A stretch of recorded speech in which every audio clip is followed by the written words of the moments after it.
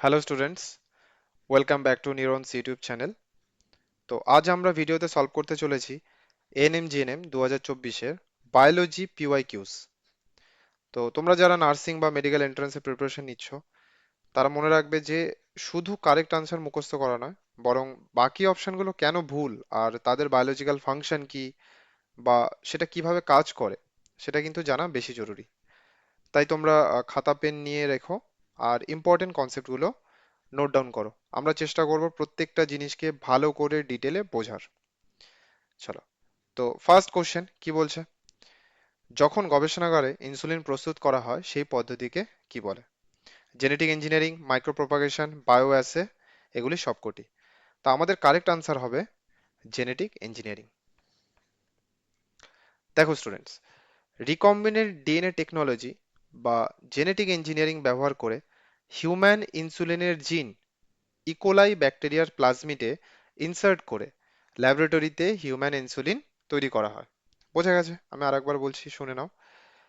Recombinant DNA technology বা genetic engineering ব্যবহার করে হিউম্যান ইনসুলিনের জিন ইকোলাই ব্যাকটেরিয়াতে ইকোলাই ব্যাকটেরিয়ার প্লাজমিডে ইনসার্ট করে ল্যাবরেটরিতে হিউম্যান ইনসুলিন তৈরি করা হয়, যাকে আমরা হিউমুলিনো বলি। হিউমুলিনো বলি।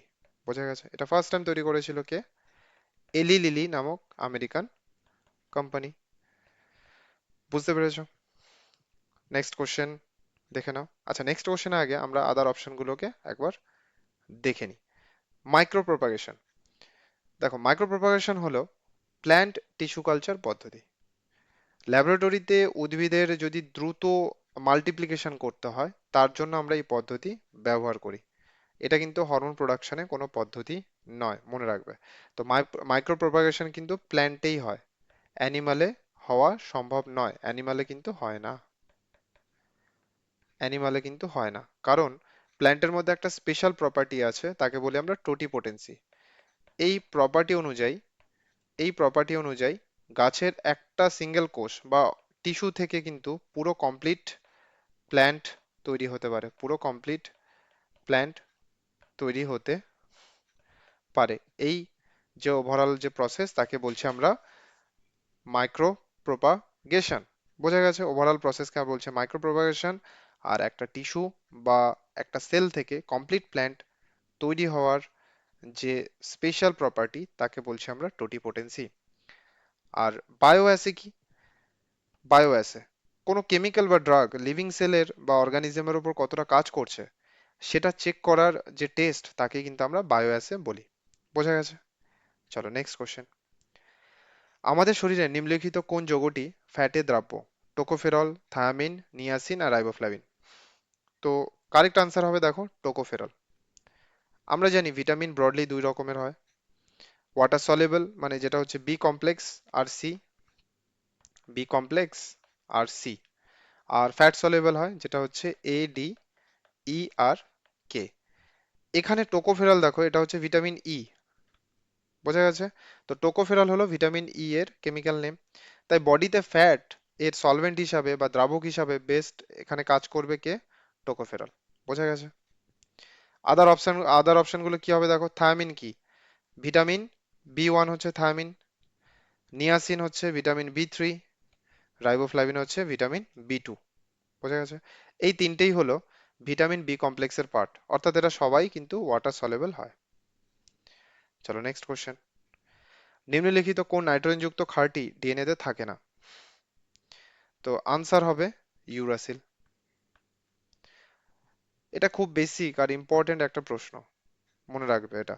এটা কিন্তু মাল্টিপল টাইম এক্সামে জিজ্ঞাসা করেছে এর আগেও। তো ডিএনএ তে চার ধরনের বেস থাকে। একটা হচ্ছে thymine adenine, thymine, cytosine, guanine. আর আরএনএ তে কি থাকে? আরএনএ তে থাকে অ্যাডেনিন, ইউরাসিল, সাইটোসিন, গুয়ানিন। তো শুধু চেঞ্জেস কোথায় থাকে? ইউরাসিল আর থাইমিনের লেভেলে চেঞ্জ থাকে। মনে রাখবে, ডিএনএ তে কখনোই ইউরাসিল থাকবে না। বোঝা গেছে? তারপরে কোশ্চেন দেখো। নিম্নলিখিত কোন পরিপাককারী উৎসেচকটি আম্লিক মাধ্যমে কাজ করতে পারে?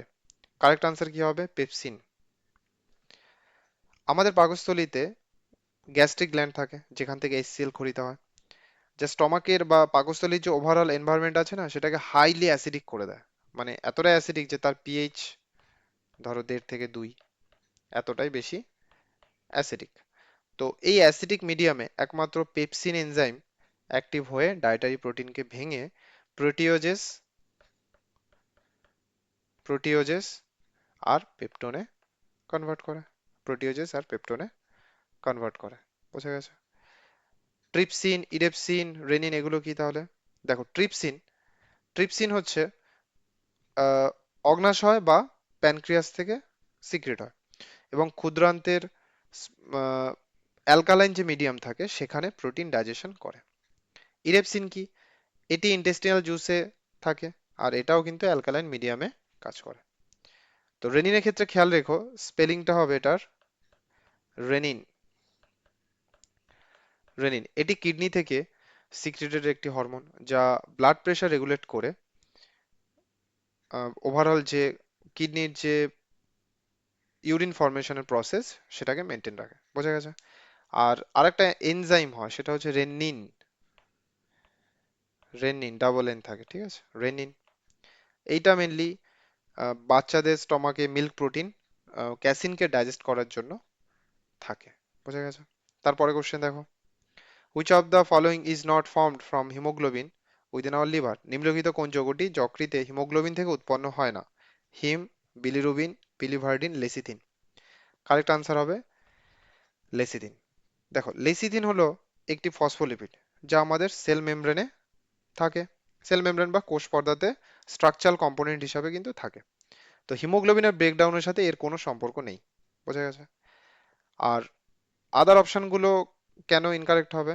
দেখো, লিভার বা যেটাকে বলি আমরা স্প্লিন মানে প্লিহা, পুরনো আরবিসি ভাঙলে তার থেকে হিমোগ্লোবিন প্রথমে কি হয়, হিম আর গ্লোবিন আলাদা হয়ে যায় এবং সেই হিম থেকে কি তৈরি হয়, মানে হিমের যে পরফাইরিন রিং থাকে সেটা ভেঙে পরবর্তীকালে বাইল পিগমেন্টস কি কি, বিলিভার্ডিন। বিলিভার্ডিনের কালার হয় গ্রিন। বোঝা গেছে? আর বিলিরুবিনের কালার হয় তোমার ইয়েলো।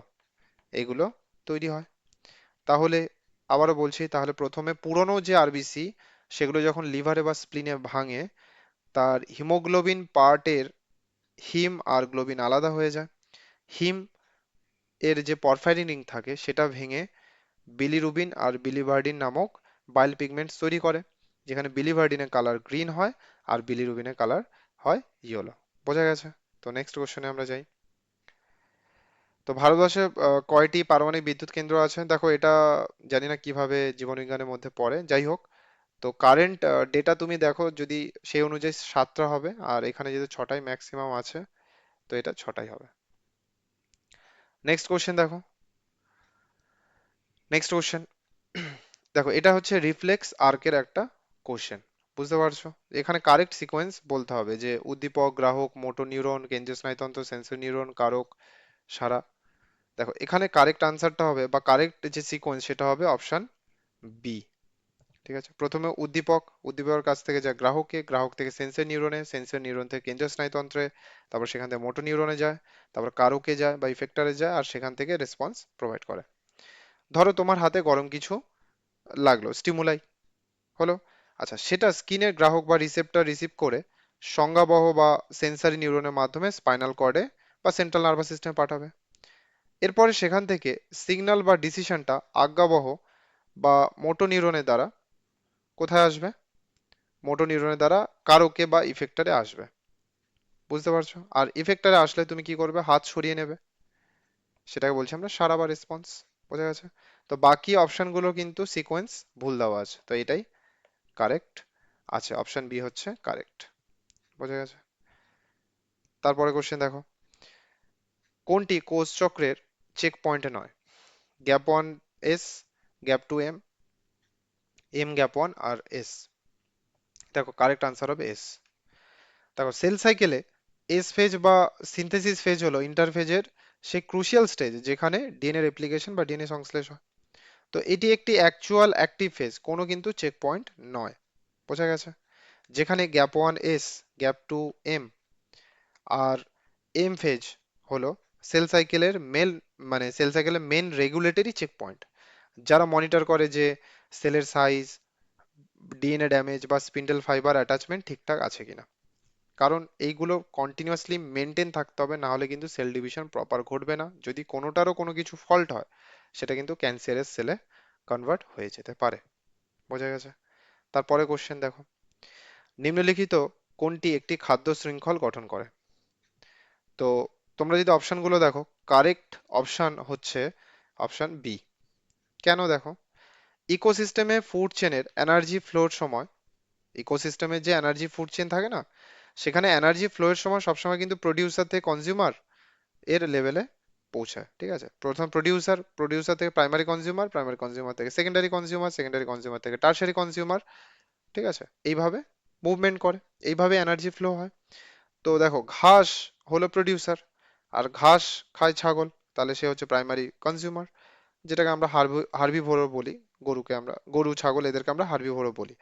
আর ছাগলকে মানুষ খায়, তাহলে হিউম্যান হচ্ছে সেকেন্ডারি কনজিউমার বা অমনিভোর। তাহলে এই যে তোমার সিরিজটা আছে, সেটাই কিন্তু একদম পারফেক্ট। বোঝা গেছে?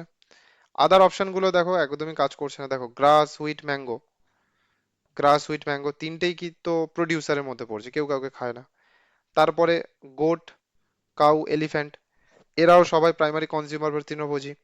তারপর দেখো, গ্রাস, ফিশ আর গোট, এগুলো হবে না, ছাগল তো আর মাছকে খায় না, তো এটাও কাজ করবে না। তো কারেক্ট আনসার হবে এটা।